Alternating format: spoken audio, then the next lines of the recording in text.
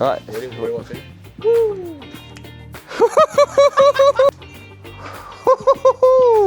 What's happening, Wolfgang? We're back on site with a brand new video. My name is David and this is the Wolf Builders YouTube channel. We're currently working on a pool house project. Look at this, it's wicked. We've been smashing out a whole bunch of framing, steel packing and all that. So if you haven't already, go check those ones out. And today we're going to be focusing on roof framing. Let's get into it. All right, so the current situation is we are ready to rock and roll to start laying some of our prefabricated trusses, and we've actually got rafters in our fresco dining area, which is this spot. But what we want to do is we want to get our first truss set up as far back as possible down that way, so we can set up a string line in the center in order for us to get the rest of our trusses in line, and also maybe check that this point right here is actually bang on the center. So without further ado, let's get into it. This is our truss that we need to get. Right, and we're going to set this one up and run a string line right through the center to make we've got everything set up, and then we can start laying our trusses right in the middle. All right, so our first plan of attack is not actually setting up the truss to get everything centered. We need to connect our top plates to our studs. Now we have a small issue here where we've got a triple top plate. You remember in a previous video I had to make some adjustments to the heights of our posts and our trusses, and we came up with a solution which is a triple top plate. I don't know whether the frames were built 45mm short or everything just didn't work in with our steel, but we've got it sorted now. The only issue is our top plate connectors, well not top plate connectors, our top plate to stud connectors aren't long enough. We don't have a fixing that can go through 3 top plates and then into the stud. You can see we've only got a small connection. So this is a SL170. Stud lock 170, which goes through 2 top plates into the stud, which is fine, but then we need to connect this third top plate to the double top plate, which we'll use at SL125, which we don't have on us at the moment, but we do have these. So we're going to take this off, which fits perfectly, obviously. All right, we're going to go through, we're going to screw these in, and then we're going to nail this top plate onto here, and then we're ready to go to start laying our trusses out. Sweet, so it's pretty straightforward. We've got to do one in the top of each stud like this, right in the middle. As we come along, you'll notice that we've got 1, 2, 3 studs all in one place. We only need to do one in this frame and then one in this frame. We don't have to do every single stud. They just need to be spaced at a certain distance. And our frames have studs at 400 centers, so we're going to do these at 400 centers. You don't have to group them all together.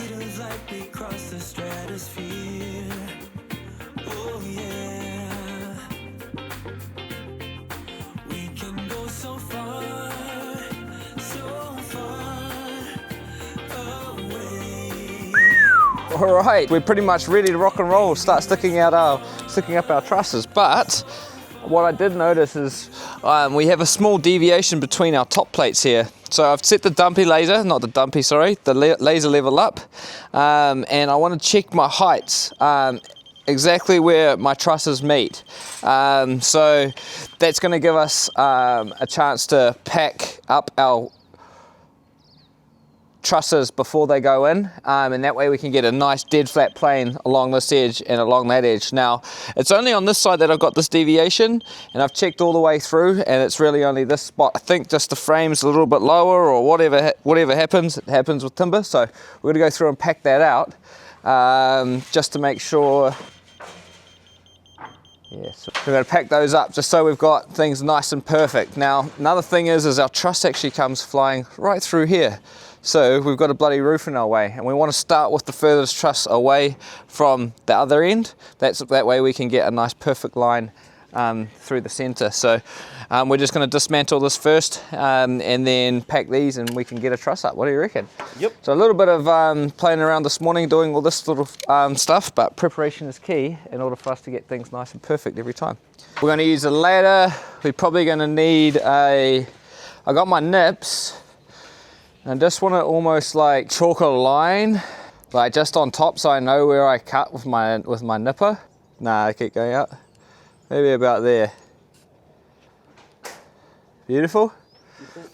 Beautiful.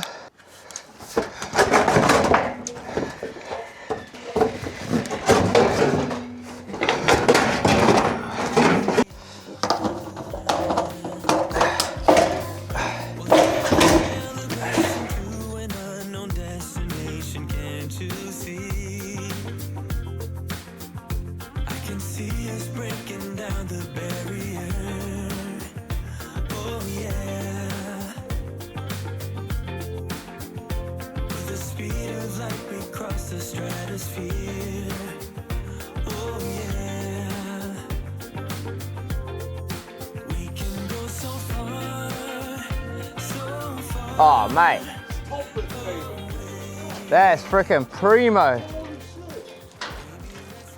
Well, that's what we aim for, but I just thought it might be out slightly. Measure your steel. No, I don't need to, I can see it. Is it sexy? Oh, mate.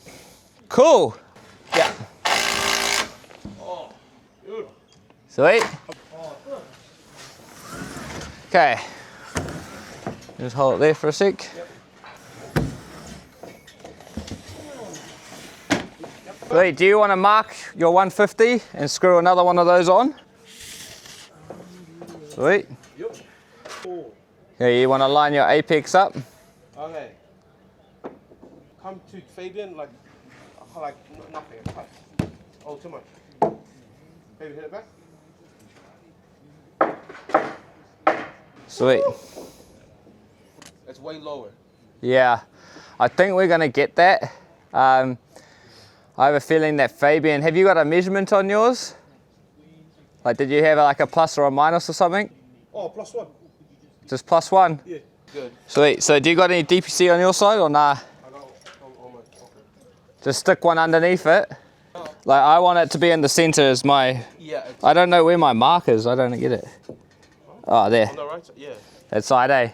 Shut. That's beautiful there, bro. Still good? Yeah.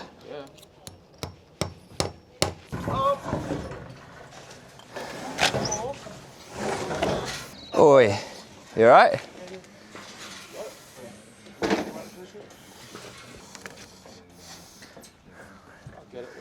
That's me there. Oh, you don't have any dips? It's alright. Oh, I need some dips as well. +2. Nah, it's... are we in the center or nah? No. Or where do you want to go? To Fabian. Okay, lay it back down. Yep.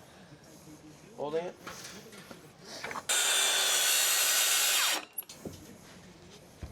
Okay. So you can see we've pretty much got our first truss plumbed up and in the center of where we need it. We run the string line through. Then we're just using these nogs, alternating up and down to screw them together. And that way we know that these are all going to be plumb as we move along. And we're also getting our trusses bang in the center, on the center line.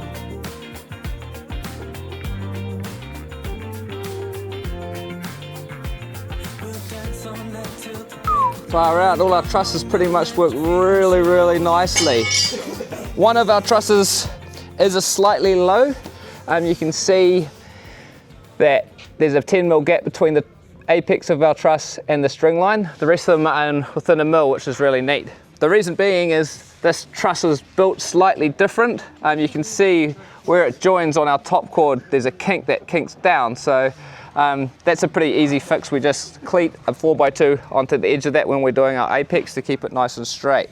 It's fairly important to make sure that all our trusses are facing the same way, because when they're in the shop building these, they're built in a jig and they're all built the same way.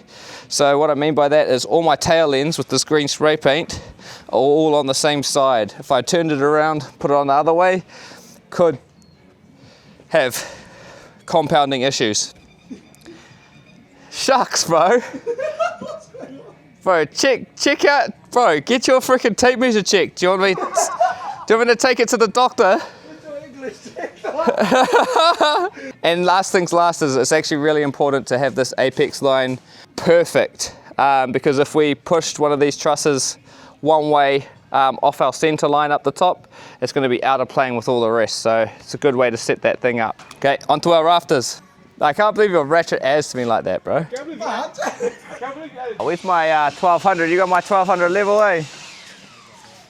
Tell me what you need, I got what you need, baby. Oh, 170 is a banger, boys. And that's our freaking height, bro. That's our height.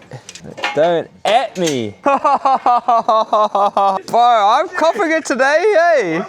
Why do you hate me? Hey, you guys are haters, bro.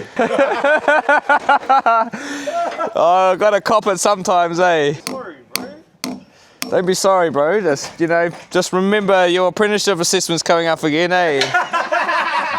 Pretty much what I did was I leveled up off our frame and our thing over here, and I've set the line up pretty much in plane, you know. It doesn't really matter what way we go, but we're trying the string line as parallel as possible for what we're doing. Yeah. Because we're trying to lift these up and down to get perfect, and then of course we dodgy block it. So I don't know, maybe our string line might be having a bit of a sag in it. I think it might have a slight sag in it. I'm assuming it does because we're spanning so far. Yeah, well, what we need to do now is we also need to do the same thing up the top. So we'll just adjust the string line to suit. On each side, eh? And like, I'm really pretty happy with this plane here. They does kink in slightly. They do give a bit of a hump in it, but pull the string line across. Yeah. And just go from line to line over here, because our rafters are going to be butting in to our I-beam up there. So someone jump on the scaffold now and just make sure it's, like I was saying, make sure it's somewhat parallel. So from the center, maybe mark down 50 or 100 mil, whatever you need to. Our rafter sizes are 140 by 45, but there's two of them laminated together and they're at 600 centers. So we're just marking that out now. We're also lining up a string line from on the top cord across, and that's gonna get our heights perfect all the way along, top and bottom. Fabiano's just send that up. You do the same thing down there, and then you need to put a packer on, and then we're going 600s. So if you butt in, it's going to be 600 X that way. How much did you go down to?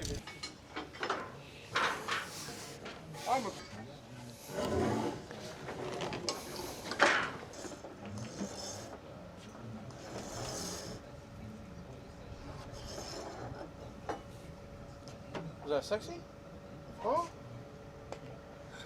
What's going on there? You're like 50 mil out. I think what's happened is since I've packed everything up that 45, It gave it. we have to do this. We've got to pack this up 45 too. Bro, that makes sense. Because of the thickness of our rafter. That makes sense. And also, in order for me to get the ceiling height, see, it doesn't show that we need a double or like, I got you. So what's happened is things I've put a extra 45 on top of that, which looks like it was meant to work through here. This top plate and this top plate were meant to be different. This would just sit down and then this would sit on top of this, which would line up, which would mean everything would be dropped down that amount, which means those posts would be cut down the 45, which we allowed to add up flush with this. And this height too. Yeah, exactly. There's no way around it. Yeah. So let's just cut a new top plate to go on. We're pretty good to go, I think. It was just that whole thing, but that's all right. So it's begun. I'm starting to chase my tail again. What's happened is with my rafters, we've got a 6x2 rafter with our seat cut right here. We've got about 45 mil distance between these two. And the reason being is I've actually lifted this up 45 mil, which in turn pushes my trusses up, which in turn means I need to add another top plate on here as well in order for me to get my rafters sitting nicely on my top plate. But that's okay, it's just something that we've got to do. We'll quickly whip a top plate through there and then we can start laying out our rafters. Faves, I'll get you to cut that, eh? But just little bits and pieces like that you sort of didn't think about until it's right there in front of your face, but hey, it's all good. So we'll get that cut and thrown in.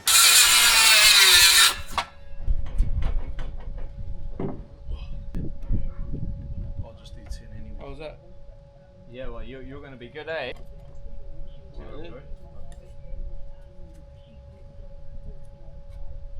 You shoot it. That might be one of mine. Come on now that you're feeling so. Oh baby, we'll dance all night till the break of dawn. Come on now that you're feeling so. Oh baby.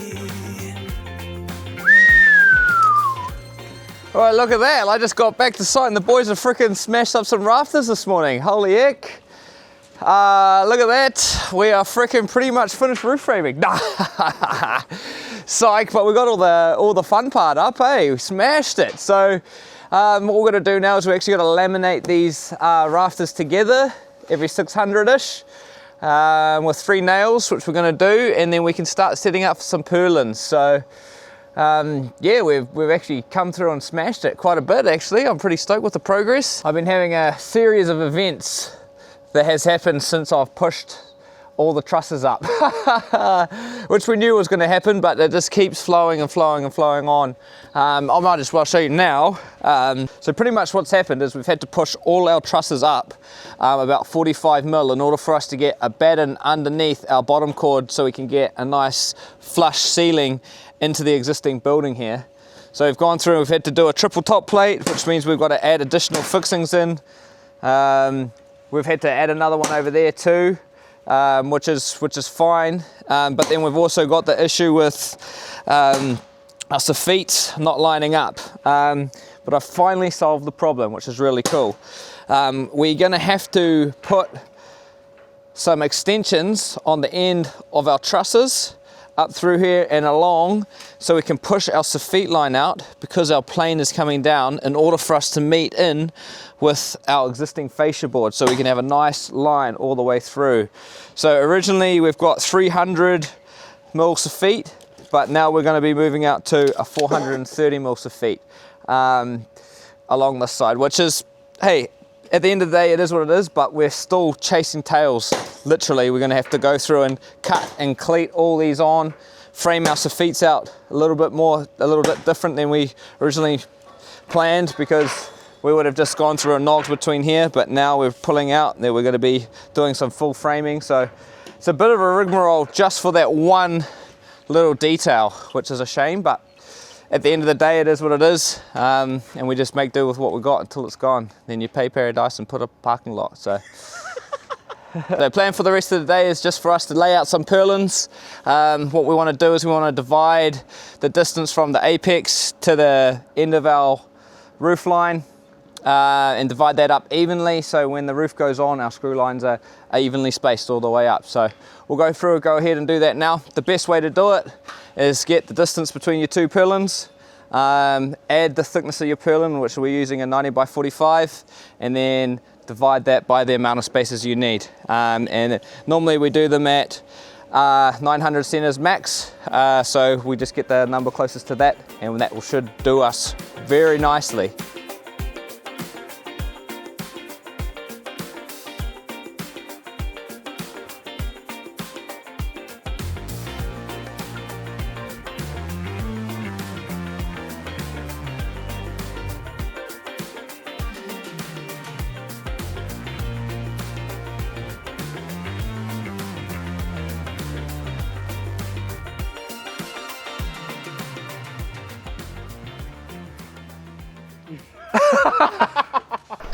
So we obviously run out of goddamn purlins, which is no stress. We're just going to pick some up on Monday. So our last little task for the day is we've got a couple of walls to get in. Look, we just slid this bad boy in, but unfortunately our top plate that we put in previously actually is in the way. So Faye and Mikey's going to cut it right now. $1 bill, y'all. $1 bill, y'all. All good? Yeah. What do you guys reckon? What do you reckon? I think, is Dave still in Parnell? Mikey, why are you showing your face there? Do some work. He's a Filipino. Oh.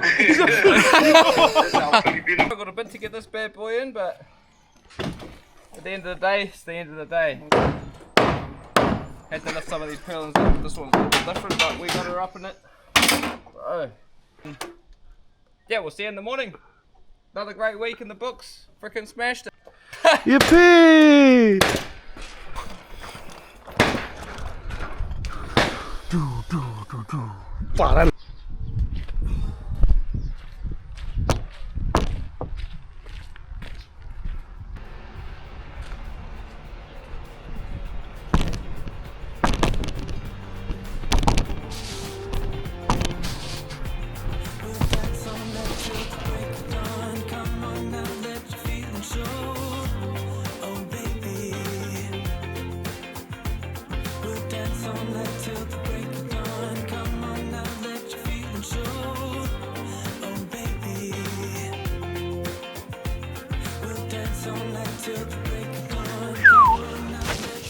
Sweet, that's all sorted. So what I'm doing now is I'm just marking up for my roof plane braces that sit on my rafters or my trusses, and it stops the lateral movement of the roof like this. So honestly, I do this every time, but I should have done my chalk line first before the purlins went down. But I don't like installing the strap brace until I've actually put the purlins in, because it solidifies the rafters and the trusses in place. Then I put the roof strap brace on. So should have marked out purlins, then strap brace. But anyway, I do that every time, I don't know why.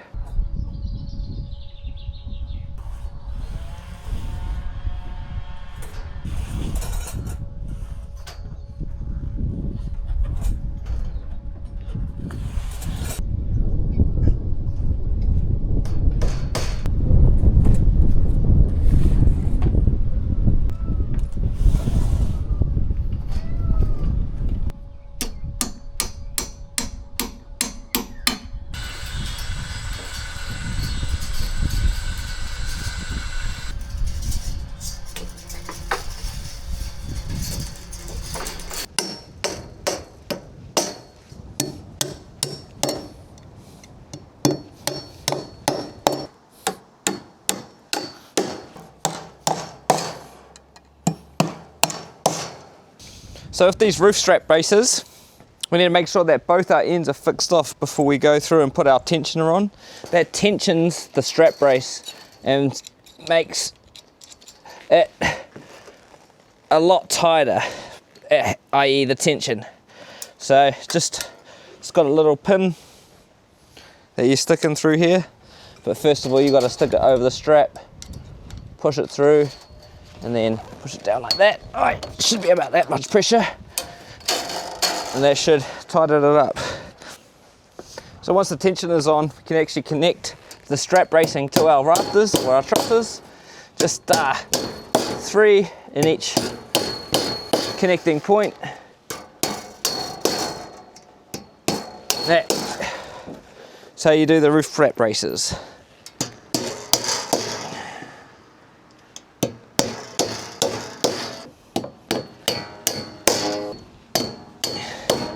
See why I like to have the purlins on now before I put them in, because these can move quite a bit if they're not straightened with the purlin. Strap braces are on. The next mission is to figure out exactly how long I need to cut my new rafter tails that are going in. Cool. Alright, so this is my little diagram I got. I don't know if you guys can read that. This is my fascia. This is the underneath side of my fascia that I leveled across from existing to new. And then this is my weather groove, or my soffit groove that the soffit sits into. So I've leveled the top of that across to this point. That means my fascia will move all the way up right to here, get nailed onto this side here, and then my soffit can fly through without us trimming any of the bottom of that off. And then that means our rafter tail is going to be 420 series. What the heck? Who the heck is this? Whoa!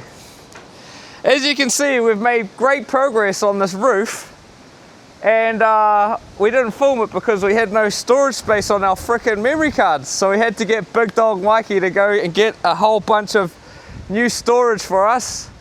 This guy over here, where are you sneaking off to? That's away from the camera. Wow. Anyway, we're just about to we'll have some smoko, and then I'll tell you what exactly I've done through here.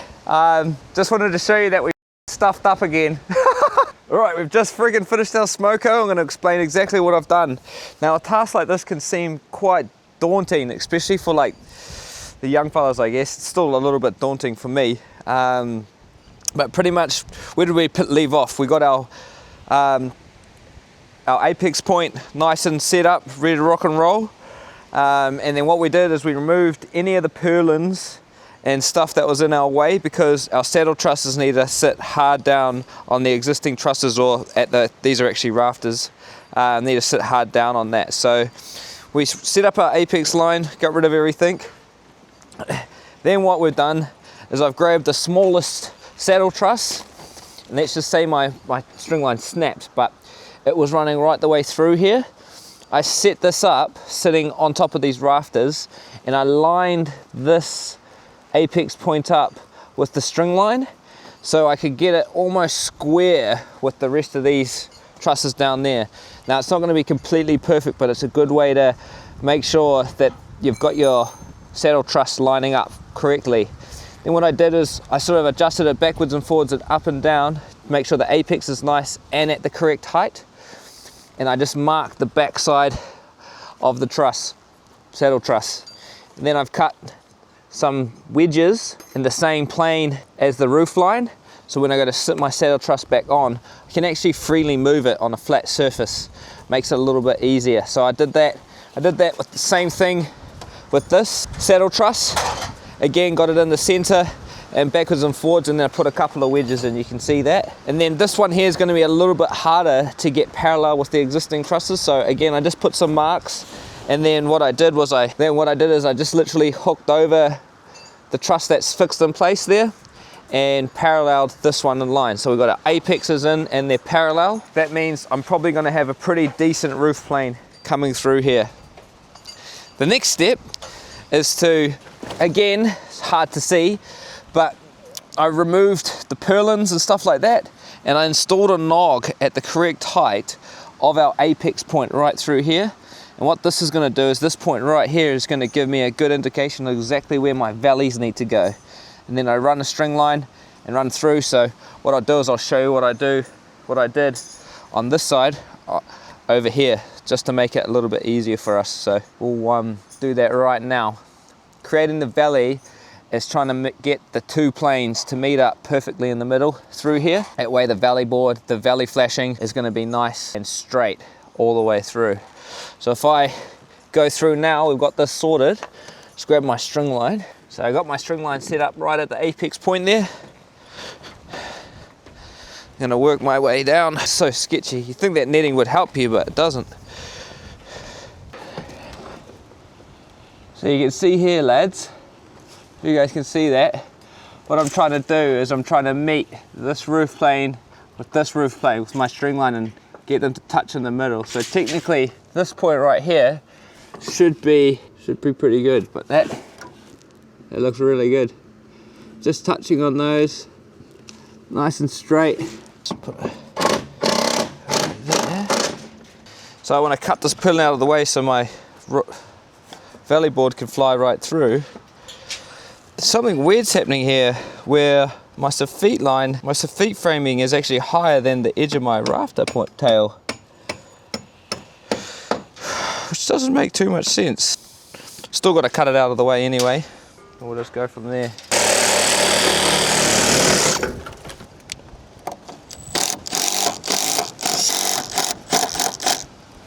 So I got that nail there is pretty much my line. Got a nail on that where that box is. Okay. So just line it up with your nail-ish, about there, yeah, perfect. So what I want to do is I want to actually make sure that my cuts sort of line up really nicely in the center here. Even though that's my apex line through there, the two different angles don't quite make that happen. Also need the purlin screws. I left them on the thing over there, my friend.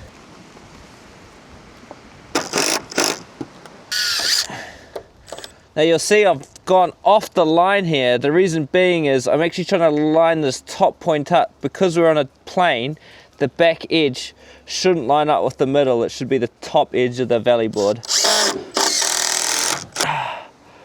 Crazy. Bro, am I weak? Hey, couldn't even move that.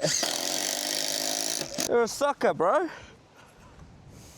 Yeah, just to tie, we're gonna have to tidy all this up, my friend. So, sweet, and I'm just gonna do the same thing at this end, get everything nice and down, and then we're good to go. You smell that? Bro, I think frickin' Mikey's smoking. Shh, don't tell him that it's Renovator smoking. Shucks. The heck?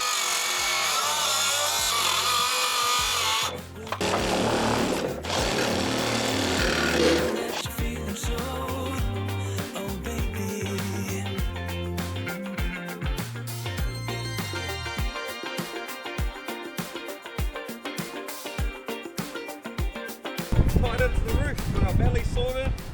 Got the existing roof plane tying into the new roof planes. Different valley angles. Made this top point slightly difficult, but we managed to make it look quite nice. Just used the saw blade to take the top corners off bits and pieces. So yeah, just took that off the top, took the top of that off. So it almost sort of lines up like that. But that's cool, that works well though. That's still going to work nicely. Still got to figure out that end. That end's pretty straightforward. This is almost like a dormer situation where the valley is going to have to stop at this roof point here.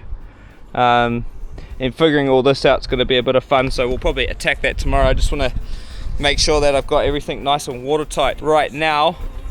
So I've got some building paper that I'm going to run down the valleys, almost like that, and then we will close the existing builder paper over the top of it, and then we'll put our iron back on.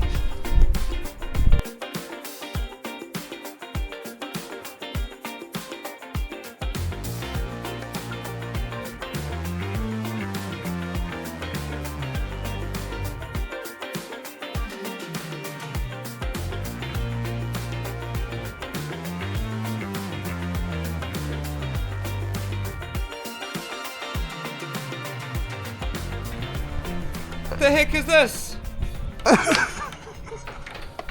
Frickin' left it in there. Oh! It's out. Oh, you're joking. It's the head, eh? Hey! Hey! Whoa, what are you doing up there, fool?